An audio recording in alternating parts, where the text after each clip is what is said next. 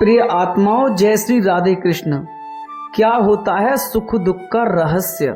मित्रों, आप सभी को मेरा प्रणाम। मित्रों, स्वागत है आपका हमारे चैनल श्री राधा कृष्ण साधना में।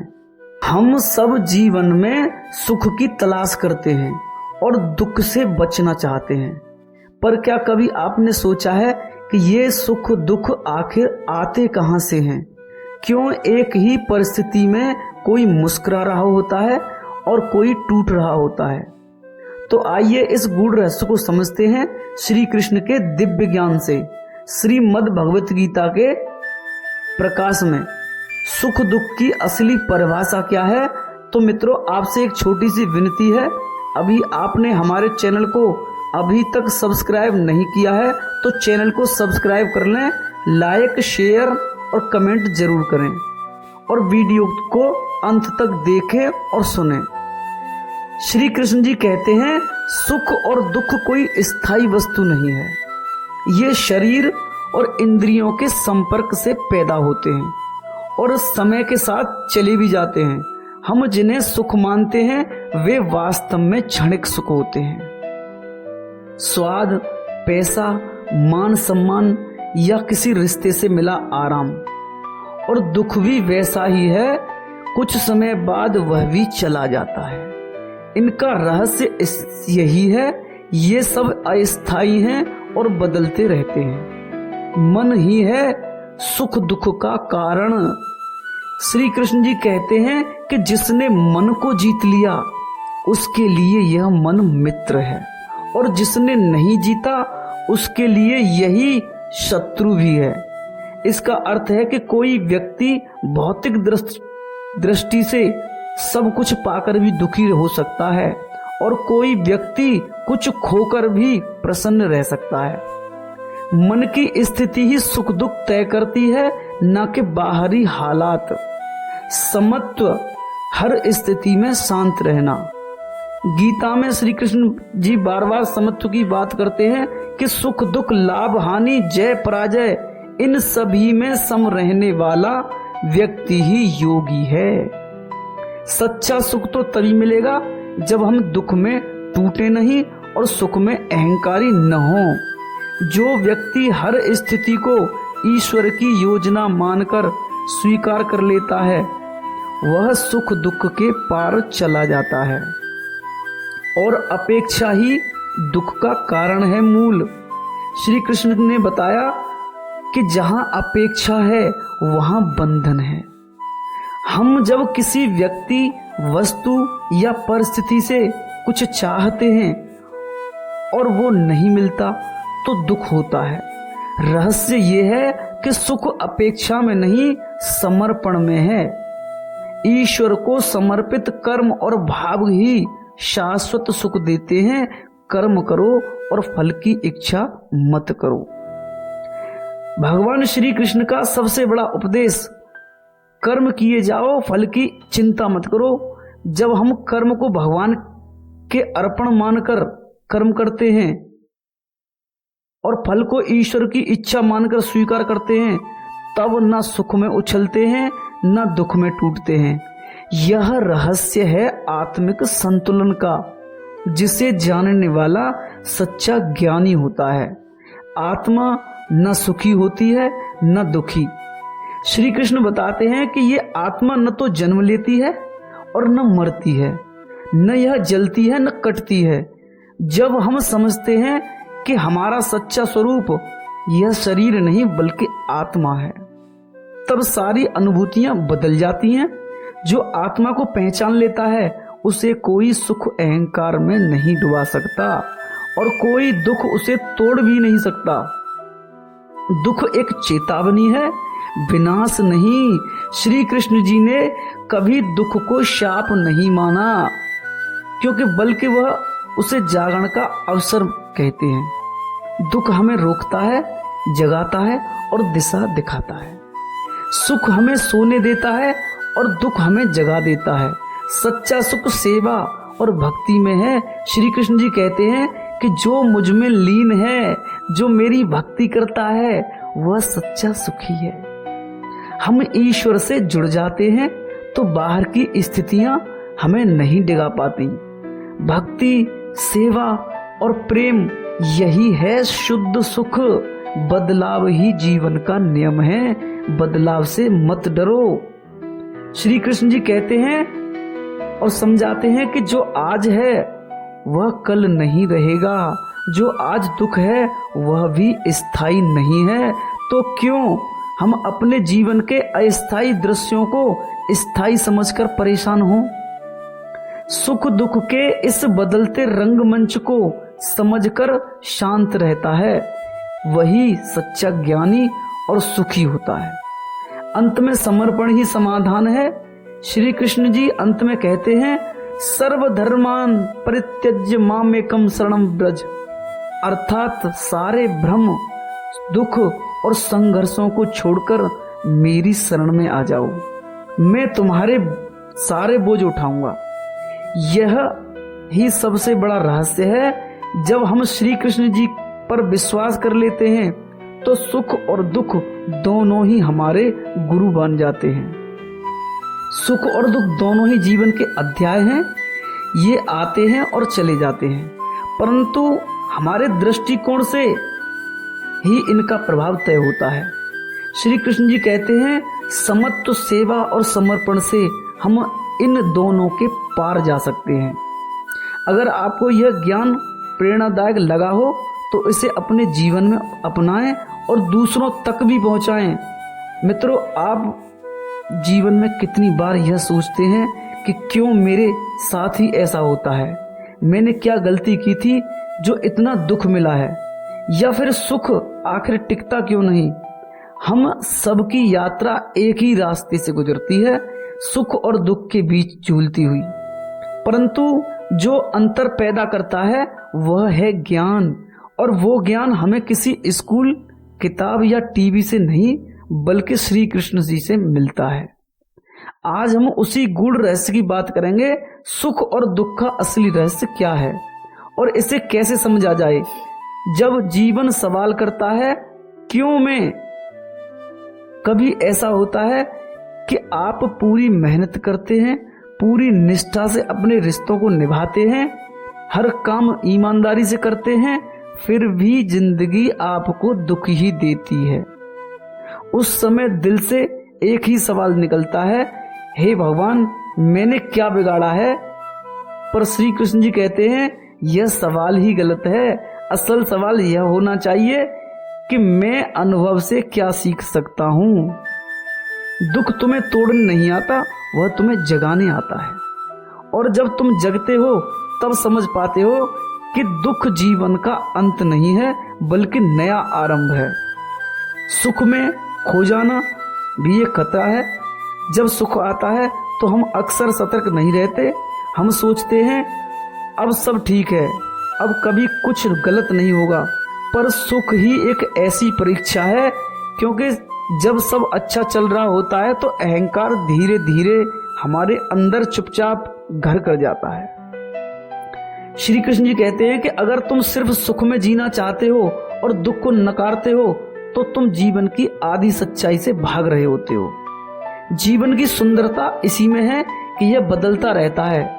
आज जो मुस्कान है वह कल आंसू भी बन सकती है, और कल जो आंसू हैं वो परसों तुम्हारा सबसे बड़ा अनुभव बन सकते हैं। सुख दुख कैसे जन्म लेते हैं, यह सवाल बहुत गहरा है। आप सोचिए, वही घटना किसी को तोड़ देती है और किसी को बना देती है, तो फिर वह घटना दुखद थी या शुभ? उत्तर है, ना शुभ थी ना अशुभ, बस वह घटना थी। असल में सुख और दुख किसी घटना में नहीं होते, वे आपकी सोच में होते हैं। आप किसी बात को किस नजरिए से देखते हैं वही तय करता है कि वह घटना आपको चोट देगी या चेतना देगी। श्री कृष्ण जी यही समझाते हैं कि जीवन में सबसे बड़ी शक्ति होती है मन का नियंत्रण। अगर आपने मन को अपने वश में कर लिया तो आप खुद तय करेंगे कि कौन सी परिस्थिति में आपको कैसे महसूस करना है। तुलना दुख की पहली सीढ़ी है, वह बहुत ही बड़ी वजह जिससे हम दुखी होते हैं, वो है तुलना। उसके बाद इतना है कि मेरे पास क्यों नहीं है, वह इतना खुश है, मैं क्यों खुश नहीं हूँ। उसकी शादी ऐसी हो गई, उसकी नौकरी वैसी लग गई, उसका घर इतना सुंदर है। लेकिन श्री कृष्ण जी कहते हैं हर आत्मा की यात्रा अलग है। तुम अपने जीवन की तुलना किसी और की कहानी से कर ही नहीं सकते। यह ऐसा है जैसे तुम आम को नारियल से तुलना कर रहे हो। दोनों का स्वाद अलग है, गुण भी अलग हैं, मौसम भी अलग है, फिर तुलना कैसी हो सकती है? तुम्हारा दुख इसलिए बढ़ता है क्योंकि तुम दूसरों की खुशी को देखकर खुद को अपूर्ण समझते हो। परंतु तुम अपूर्ण नहीं हो, तुम बस अज्ञान में हो। जो बीत गया वह बीत गया, पर तुम नहीं बीते हो। हम दुख में अटक जाते हैं। एक घटना, एक रिश्ता, एक वाक्य, एक नुकसान, वो हमें इतना बांध लेता है कि हम वर्तमान में जीना ही भूल जाते हैं। पर श्री कृष्ण जी कहते हैं जो बीत गया उस पर अफसोस मत करो, क्योंकि वह अब लौटकर नहीं आएगा।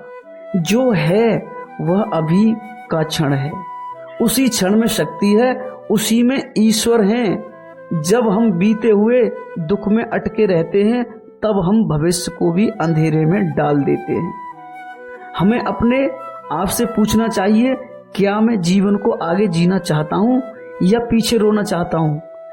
दुख तुम्हें मजबूत बनाता है, कमजोर नहीं। श्री कृष्ण जी कभी यह नहीं कहते कि दुख से बचो, वे तो कहते हैं दुख से डरो मत, उससे सीखो।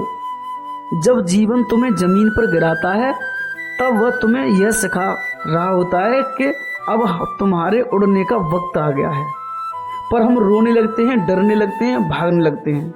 श्री कृष्ण जी तुम्हें यही याद दिलाते हैं कि तुम्हारी आत्मा कभी हार नहीं सकती, तुम्हारा साहस कभी खत्म नहीं हो सकता, तुम्हारे भीतर भगवान का अंश है। फिर तुम कैसे टूट सकते हो? जब सब साथ छोड़ दें तब श्री कृष्ण साथ देते हैं।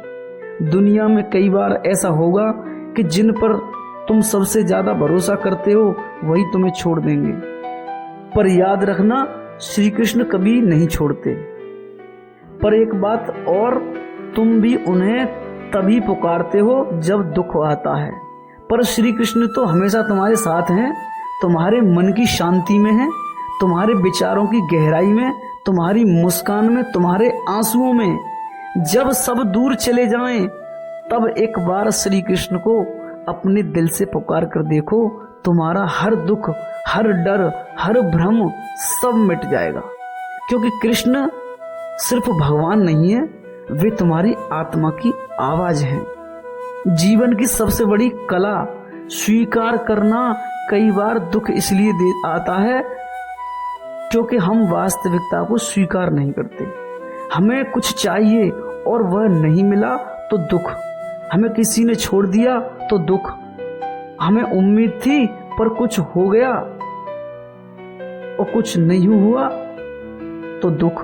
पर श्री कृष्ण कहते हैं सुख उसे मिलता है जो स्वीकार करना सीख लेता है, जो इस बात को समझ जाता है कि हर चीज मेरी इच्छा से नहीं बल्कि किसी बड़ी योजना के अनुसार हो रही है। जब तुम स्वीकार करते हो तब तुम्हारा मन शांत होता है, और जब मन शांत होता है तब तुम सच्चे सुख का अनुभव करते हो। जब मन भटकता है, श्री कृष्ण को याद करो, हमारा मन बहुत चंचल है।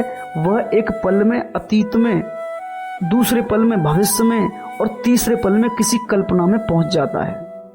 यही मन हमें दुखी करता है। इसका एक ही उपाय है, मन को बांधो श्री कृष्ण जी से।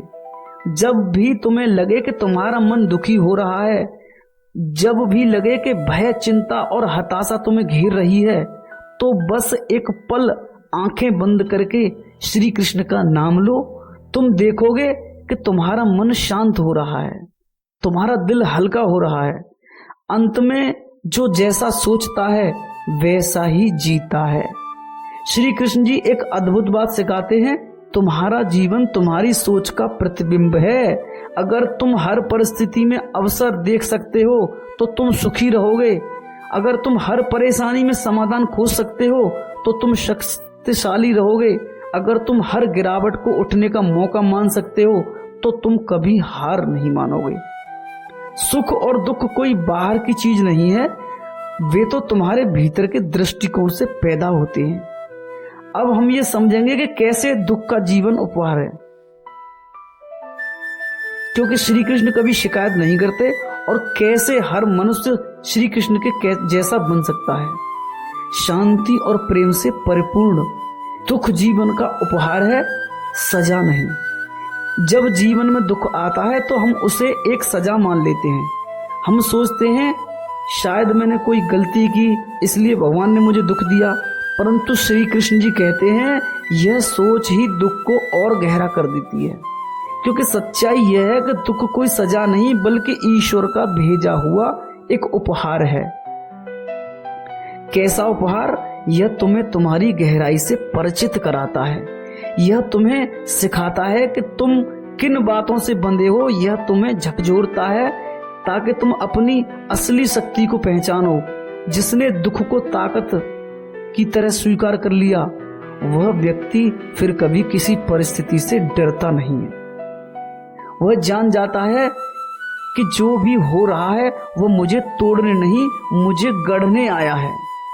जब तुम्हें कोई समझता नहीं तब श्री कृष्ण जी तुम्हारे भीतर होते हैं। कभी ऐसा होता है कि हम अपनी तकलीफ किसी को समझा नहीं पाते, शब्द होते हैं लेकिन सुनने वाला नहीं होता।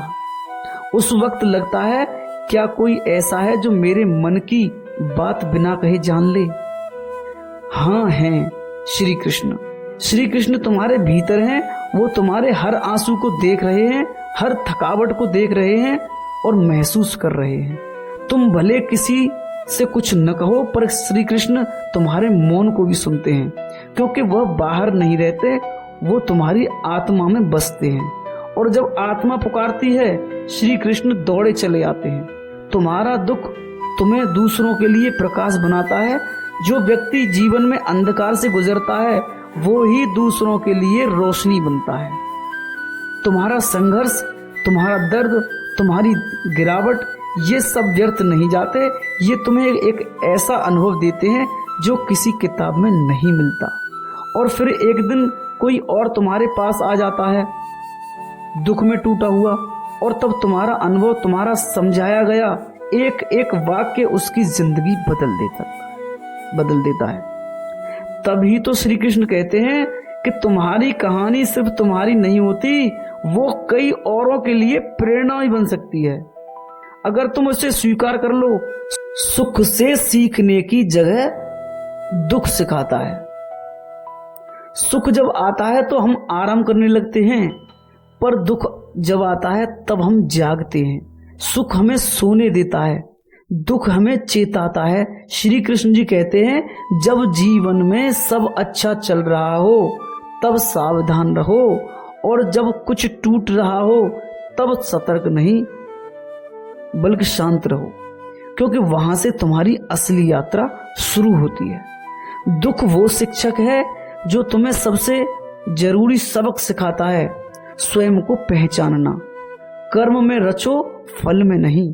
हम दुखी क्यों होते हैं? क्योंकि हम सिर्फ परिणाम चाहते हैं, हमें मेहनत नहीं उसका फल चाहिए। हमें रिश्ते नहीं, उनसे मिलने वाला संतोष चाहिए। हमें पूजा नहीं, पूजा से मिलने वाली शांति का अनुभव चाहिए। पर श्री कृष्ण जी कहते हैं अगर तुम सिर्फ कर्म में लीन रहो और फल की चिंता छोड़ दो तो दुख तुम्हारे पास आने की हिम्मत नहीं करेगा। फल की आस दुख देती है और कर्म में रमना सुख देता है। जब चाह खत्म होती है तब शांति शुरू होती है। हमारा हर दुख किसी न किसी चाह से जुड़ा होता है।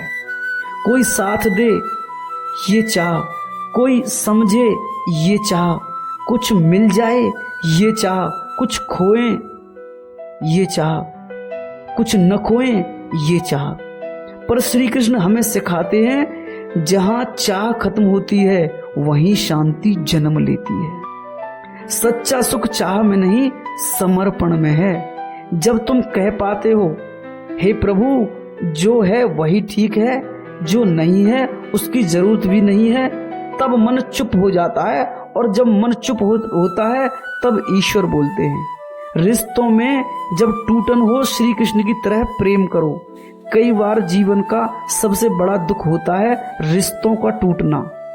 तुम जिससे सबसे ज्यादा जुड़े होते हो वही जब दूर चला जाए तो लगता है जैसे सब खत्म हो गया। पर श्री कृष्ण कहते हैं जो सच्चा प्रेम करता है वो कभी टूटता नहीं, वो मुक्त रहता है। श्री कृष्ण का प्रेम राधा से था, पर उसमें कोई बंधन नहीं, न अधिकार न अपेक्षा, फिर भी वो प्रेम सबसे गहरा था। क्यों? क्योंकि वो प्रेम स्वार्थ से नहीं, निस्वार्थ से था, स्वार्थ से परे था। अगर तुम अपने प्रेम को बांधना बंद कर दो तो दुख की जगह उसमें ध्यान और दिव्यता आ जाती है। श्री कृष्ण की तरह मुस्कुराना सीखो, चाहे कितना भी दुख हो। श्री कृष्ण का जीवन भी आसान नहीं था, जन्म ही जेल में हुआ, बाल्यकाल में कई बार मारने की कोशिश हुई, मित्रों की मृत्यु देखी, युद्ध के मैदान में खून देखा, परंतु क्या कभी आपने उन्हें शिकायत करते देखा? नहीं। क्योंकि वे जानते थे जो हो रहा है वो मेरे नियंत्रण में नहीं है, पर मैं कैसे प्रतिक्रिया। अगर तुम भी जीवन की परिस्थितियों पर नहीं अपने दृष्टिकोण पर ध्यान देना शुरू कर दो तो दुख भी तुम्हें छू नहीं पाएगा। हर परिस्थिति में यह समझो इससे कुछ भी अच्छा होगा। यह वाक्य श्री कृष्ण के जीवन का सार है। जो होता है अच्छे के लिए होता है। तुम्हें अभी समझ नहीं आता, पर समय बाद में तुम देखोगे कि जो अभी तुम्हें दुख दे रहा है वही आगे चलकर तुम्हें शक्ति और समझ देगा।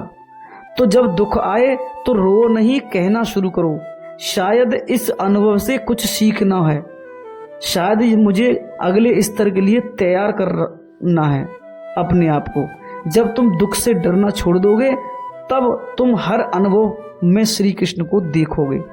अंत में श्री कृष्ण को जीवन का केंद्र बना लो। यह सवाल उठता है, क्या सुख दुख का कोई स्थायी समाधान है? क्या ऐसा कोई तरीका है जिससे हम हमेशा संतुलन में रह सकें? हाँ, श्री कृष्ण कहते हैं मुझे अपने जीवन का केंद्र बना लो। जब तुम किसी रिश्ते को जीवन का केंद्र बनाते हो और वह टूटता है, तुम भी टूट जाते हो। जब तुम पैसे को केंद्र बनाते हो और वह चला जाता है, तुम भी खो जाते हो। पर जब तुम श्री कृष्ण को केंद्र बनाते हो तो तुम कभी गिर नहीं सकते, क्योंकि कृष्ण स्थायी हैं। उनका प्रेम, उनकी शांति, उनका साथ अडिग है और अमिट है। सुख दुख बाहर की चीज नहीं, यह हमारी सोच का परिणाम है। दुख जीवन का शिक्षक है और सुख एक परीक्षा। श्री कृष्ण हमें सिखाते हैं समर्पण, समत्व और सच्चे प्रेम की शक्ति। जब तुम श्री कृष्ण के साथ चलना शुरू करते हो तो जीवन एक त्योहार बन जाता है। प्रिय आत्माओं, अगर आप भी अब तक दुख को शत्रु मानते हो तो आज से उसे अपना गुरु मानिए, और अगर आप अब तक सुख को ही जीवन मानते थे तो आज से शांत आत्मा की तलाश कीजिए। श्री कृष्ण आपके अंदर हैं, सिर्फ आंखें बंद करके महसूस करना बाकी है। वहीं से शांति और प्रेम, सच्चा आनंद शुरू होता है। जब कोई नहीं समझे तब खुद को श्री कृष्ण जी से जोड़ो। जीवन में कई बार ऐसा होता है कि हम दूसरों को बहुत समझाना चाहते हैं, अपनी तकलीफ, अपना संघर्ष, अपनी स्थिति, लेकिन कोई समझता ही नहीं, कोई ध्यान नहीं देता। उस समय मन और भी ज्यादा टूट जाता है। लेकिन अगर तुम उस समय श्री कृष्ण से जुड़ जाओ तो तुम्हें किसी बाहरी व्यक्ति की जरूरत ही नहीं पड़ती। श्री कृष्ण हमारे दिल की वो धड़कन है जो बिना शब्दों के भी सब समझ लेते हैं। शब्दों की भाषा सीमित है, पर श्री कृष्ण जी की कृपा असीमित है। इसलिए जब जीवन में कोई तुम्हारा साथ न दे तो समझ लेना अब तुम्हारा भीतर का द्वार खुलने वाला है। दुख तुम्हें भीतर की शक्ति दिखाने आता है। हर मनुष्य के भीतर एक ऊर्जा, एक दिव्यता, एक अपार शक्ति होती है, पर वह बाहर तब आती है जब जीवन तुम्हें कठिन परीक्षा में डालता है। जिस व्यक्ति ने कभी दुख नहीं देखा वह अपने भीतर की शक्ति को कभी जान ही नहीं सकता। श्री कृष्ण जी यही सिखाते, तुम वो दीपक हो जो आंधियों में भी जल सकता है, लेकिन जब तक आंधी नहीं आती तुम्हें अपनी रोशनी का एहसास नहीं होता। इसलिए जब दुख आए तो डरना मत, सोचना अब मेरी असली परीक्षा शुरू हुई है, अब मैं खुद को पहचानूंगा। सुख दुख का संतुलन ही आत्मा की परिपक्वता है। कई लोग सोचते हैं कि आध्यात्मिक बनना मतलब दुनिया से अलग हो जाना, पर श्री कृष्ण जी का मार्ग है सच्ची आध्यात्मिकता, दुनिया में रहकर भी संतुलन बनाए रखना। कोई तुम्हें सराहे और तुम अहंकार से दूर रहो, कोई तुम्हें अपमान करे और तुम शांत रहो। जब सुख मिले तो लोभ न बढ़े और जब दुख मिले तो क्रोध न उभरे। जो ऐसा संतुलन बना लेता है वह श्री कृष्ण जी के निकट पहुंच जाता है, क्योंकि कृष्ण खुद ऐसे ही योगी हैं, युद्ध के बीच खड़े होकर भी शांत। जब तुम खुद को खो बैठो तब श्री कृष्ण तुम्हें वापस दिलाते हैं। कभी कभी जीवन के झंझावतों में हम खुद को भूल जाते हैं, हमें याद ही नहीं रहता कि हम कौन हैं, हमारा उद्देश्य क्या है। हम दुनिया के कहने, आलोचना, प्रशंसा, असफलता, अस्वीकृति में इतना बह जाते हैं कि हमारा अपना अस्तित्व धुंधला हो जाता है। पर जब तुम श्री कृष्ण से जुड़ते हो तो वे तुम्हें आईने दिखाते हैं। वे कहते हैं तू वो नहीं जो लोग कहते हैं, तू वो नहीं जो हालात तुझसे बनवा रहे हैं, तू वो है जो मेरी छाया में खड़ा होकर खुद को पहचान सके। श्री कृष्ण का साथ तुम्हें असली पहचान से मिलाता है। दुख से लड़ो मत, उससे समझो। अक्सर हम जीवन में दुख से झगड़ते रहते हैं, ये क्यों हुआ, कब खत्म होगा, क्यों मैं ही। पर श्री कृष्ण कहते हैं जिससे तुम लड़ते हो वह और मजबूत हो जाता है। पर जब तुम उसे समझना शुरू करते हो तब वह तुम्हें अपना रहस्य बताता है। जैसे ही तुम दुख को देखना शुरू करते हो तब वह एक मित्र बन जाता है जो तुम्हें भीतर से ऊपर उठाने आया है। लड़ाई से मन थकता है पर समझ से मन स्वस्थ होता है। श्री कृष्ण की मुस्कान हर पीड़ा का उत्तर है। जब तुम कभी भी श्री कृष्ण की मूर्ति या चित्र को ध्यान से देखो तो एक बात तुम पाओगे, उनके चेहरे पर गहरी मुस्कान होती है। यह मुस्कान साधारण नहीं, यह आत्मिक संतुलन की निशानी है। यह उस व्यक्ति की मुस्कान है जिसने जीवन के हर उतार चढ़ाव को स्वीकार किया और समझा है और फिर भी प्रेम करना नहीं छोड़ा। जब तुम भी उस मुस्कान को अपने जीवन में उतार लेते हो तब कोई भी दुख तुम्हारा मन नहीं बिगाड़ सकता, क्योंकि जब तुम श्री कृष्ण जैसे हो जाते हो, प्रेममय, शांत, अडिग, आत्मा दुखी नहीं होती, सिर्फ मन होता है। श्री कृष्ण एक महान सत्य सिखाते हैं, तुम शरीर नहीं हो, तुम मन नहीं हो, तुम आत्मा हो। अब देखो, आत्मा तो न अतीत जानती है न भविष्य, उसे न कोई छू सकता है न कोई चोट पहुंचा सकता। फिर दुख किसे होता है? मन को। और मन क्या है? विचारों का संग्रह। मतलब अगर तुम अपने विचार बदल लो तो दुख मिट सकता है। आत्मा का अनुभव करने के लिए तुम्हें बस मन की हलचल से ऊपर उठना है, और यह होता है श्री कृष्ण की भक्ति में लीन होकर। दुख में भी जब तुम मुस्कुराओ तो संसार हार जाता है। यह दुनिया चाहती है कि तुम कमजोर बनो, क्योंकि जब तुम टूटते हो तो बाजार चलती है, दवाइयों से लेकर मनोरंजन तक। पर जब तुम श्री कृष्ण की तरह दुख में भी मुस्कुराने लगो तो ये संसार भी हैरान हो जाता है। तब लोग तुमसे पूछते हैं तुम इतना दर्द सहकर भी शांत कैसे हो, और तुम जवाब देते हो क्योंकि मेरे साथ श्री कृष्ण हैं। यह उत्तर ही तुम्हारे जीवन की विजय बन जाता है। अपने जीवन को श्री कृष्ण का यज्ञ बना दो। जब तुम जीवन के हर कर्म को श्री कृष्ण को समर्पित कर देते हो तो जीवन यज्ञ बन जाता है। तुम्हारा उठना, तुम्हारा बैठना, तुम्हारा बोलना और चलना सब पूजा बन जाता है। तुम्हारा खाना बनाना, काम करना सब साधना बन जाता है। तुम्हारा रोना और मुस्कुराना सब भक्ति बन जाती है। फिर सुख आए या दुख तुम हिलते नहीं, क्योंकि तुम्हारा जीवन अब स्वयं श्री कृष्ण का जीवन बन चुका है। सुख दुख से परे जाओ, श्री कृष्ण में समा जाओ। अंत में श्री कृष्ण हमें एक ही राह दिखाते हैं, जो सुख दुख से परे चला गया वह परम आनंद को पा गया। ये राह कठिन है पर नामुमकिन नहीं। तुम्हें बस श्री कृष्ण को जीवन का केंद्र मानना है और अपने मन को साथी बना लेना है। जब ऐसा होता है तब दुख आता है लेकिन हिला नहीं पाता, सुख आता है लेकिन फुला नहीं पाता, जीवन चलता है लेकिन तुम स्थिर हो जाते हो। इस दिव्य धारा के अंतिम मोती ये। प्रिय आत्माओं, अगर इस जीवन को सच में दिव्य बनाना है तो श्री कृष्ण के बताए रास्ते पर चलना ही पड़ेगा। वो रास्ता जो कहता है कि दुख आए तो डरना नहीं, सुख आए तो भूलना नहीं, जीवन मिले तो नाचो, हर क्षण को त्योहार बना लो, जब मृत्यु भी आए तो मुस्कुराकर कहना, हे प्रभु मैंने जीवन को आपके नाम समर्पित किया। तो मित्रों, ये वीडियो आपको अच्छी लगी हो तो कमेंट में जय श्री राधे कृष्ण जरूर लिखें और चैनल को सब्सक्राइब कर लें और शेयर करना ना भूलें।